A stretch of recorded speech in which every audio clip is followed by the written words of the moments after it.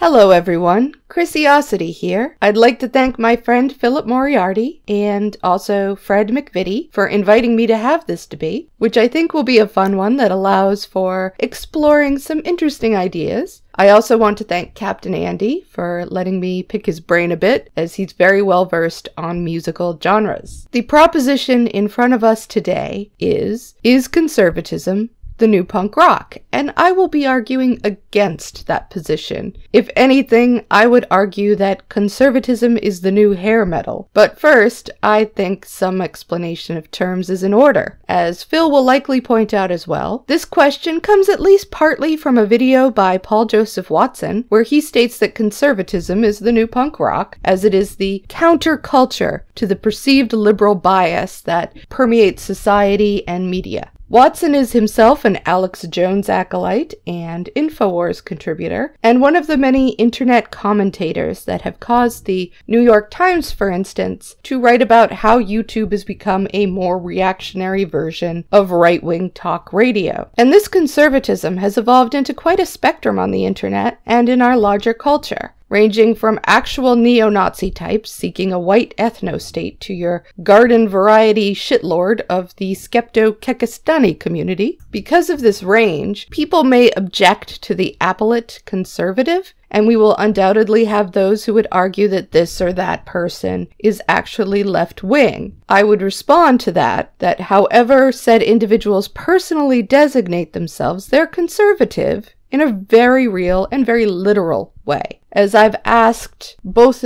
many of these people and many of their followers and fans, without ever receiving an answer, what do they want that is new? What do they want to see in society that hasn't been seen before? The answer, as far as I can tell, is nothing. There are those who are fine with the status quo just as it is, but would like marginalized people not to complain about it as much.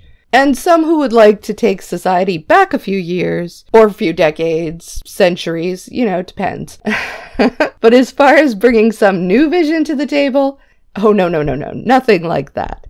So, conservative. Now to talk punk versus hair metal. So both genres had at least a posture of challenging authority or being transgressive against cultural norms. Look, Ma, so edgy. But when it comes to punk, and look, I'm not precious about it. I'm not going to defend the punk honor. There were some posers. There was some crap. But there was also some real rebelliousness and truly countercultural ideas mixed in.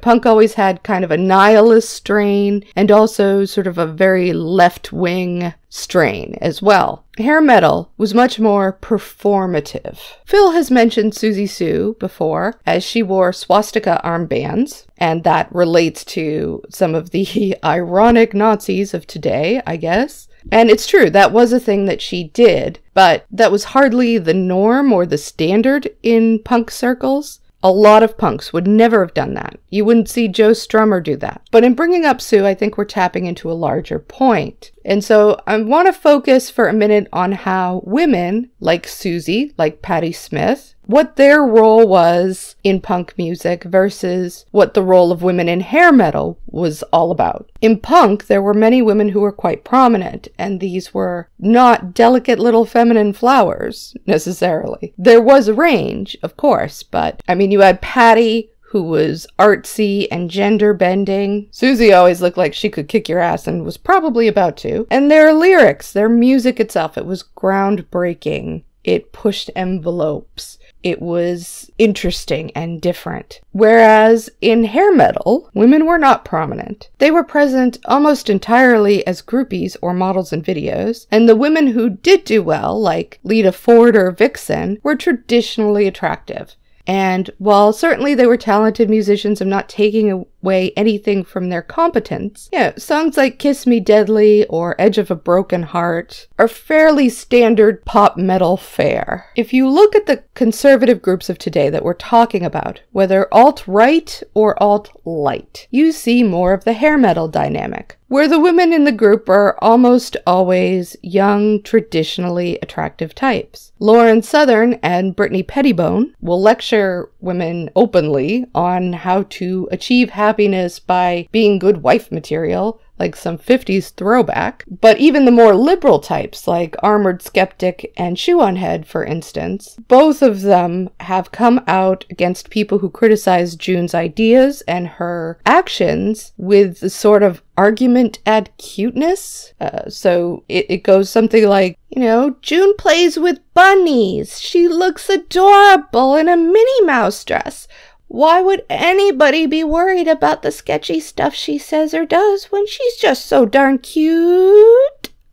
It's like, that is just insulting to everybody. But whatever. Let's face it, they let minorities and marginalized people into their spheres, but only as long as those people don't push against the status quo or suggest to them that they ever need to change anything about the things they do or say or challenge them in any serious way. But if you don't, if you're not like that, if you're like, no, I'm not your doormat here, and I'm going to tell you to step off if I need to tell you to step off, well, you can forget it.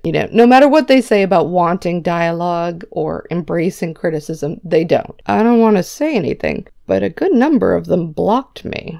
Punk music was more diverse, it was more open, and it's had a lot of offshoots that have both interesting ideas, for instance, Riot Girl and Two Tone, which are feminist and anti-racist, anarcho-punk, queercore, etc., etc., etc. By way of contrast, let's look at hair metal. Alright, let's go back in time to 1989. This is 5 years after Spinal Tap came out, mocking the idiocy, the excesses, and the misogyny of the headbanging contingent. But this mockery hasn't caused any change or self-correction on their part. If anything, they've headed further into self-parody. This is a couple of years before Nirvana, and the metal acts making the charts at the time are Warrant, Poison, Bon Jovi, and a band called Skid Row, headed by the tall and follically blessed Sebastian Bach. This is also many years before gay rights went mainstream, years before Will and Grace or Queer Eye for the Straight Guy, years even before Seinfeld did that, not that there's anything wrong with that episode. So, Sebastian Bach, lead singer of Skid Row,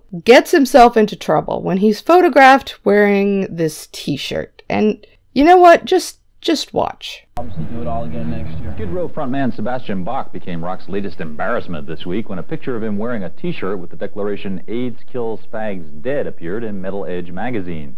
When Skid Row pulled into New York City a few days later to shoot a video, we asked Bach to explain, and here's what he had to say.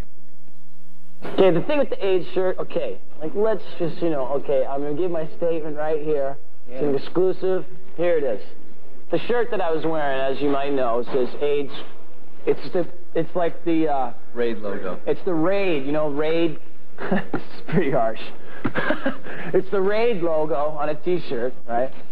Only instead, and on the Raid logo it says "kills bugs dead" underneath it. Well, this says AIDS kills fags dead. And I said, what's wrong with killing little bundles of wood? No, anyway, nobody gets it, my jokes. A kid threw it up on stage. I put it on. And all these people got mad at me. But let me just state this. Here's my statement. I do not know, condone, comprehend, or understand homosexuality in any way, shape, form, or whatever. Size. But I do understand that it is not cool to make fun of death, and the loss of a personal friend or loved one is not funny in any way. My grandma died of cancer, and if some moron went around wearing a t-shirt that said "cancer kills grandma's dead" under it, but I'd also think it was kind of a funny shirt, but I would be offended. So there's my statement. Thank you. I'm gonna link the video that I got that from for anyone interested. It's fascinating. And this cuts to why I think the question of punk versus hair metal is important to get right. Because we have to understand that these guys are, like the cheesy spandex rockers of the 80s, performative rebels who make it out like they're a stab in the eye of the powers that be, when in fact they almost always punch down with misogyny, racism, transphobia. They're all about white identity politics, maintaining the status quo. They can talk about free speech, but they don't fight Trump on his many attacks against that.